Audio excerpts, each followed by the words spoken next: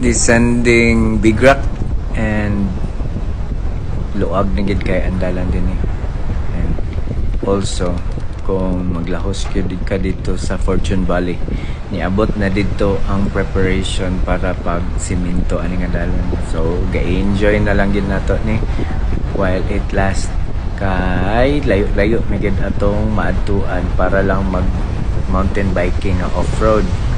Pero naa sa good thing ani kay basig mga road bike na sa imong abot dito sa Kibalabag pag guwapo na ang dalan din.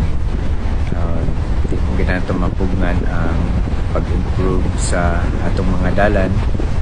Pero kung maabot na nga mga time, lisod na gid mangita og playground para sa mountain bike. Especially kami na ganahan gid mig kaning fire road kaysa sa simento.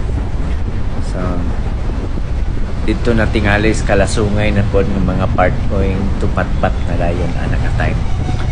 Pero while okay pa andin ato kining balik-balikon until masiminto na ni sa tanan.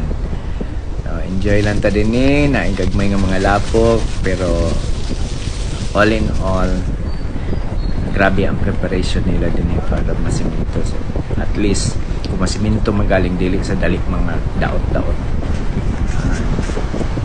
Mo nga wa pa mo ka anhi din sa Kibalabag area, anhi na mo. Enjoy ninyo ang view, ang scenery, and also ang lubak-lubak. Kay soon, simento na ni tanan. Katong na mga 4x4 din ha. Balik-balik na tas Kibalabag. Itong mga mountain bikers nga ganahan o off-road, balik-balik na tas Kibalabag. Kaya maybe sunod, Kibalabag na lang ang off-road paingon sa Manalog. So magtang mga isa ka oras ay makasugod og off-road. May mani karon diri kay mga 20 minutes pag-abot nimo sa Kanayan, sugod na din ang off-road. So, enjoy na lang gid ni nato while it lasts. So mo na ning last part sa descent sa Big Rock. Naa sa unahan dayon ang hanging bridge na.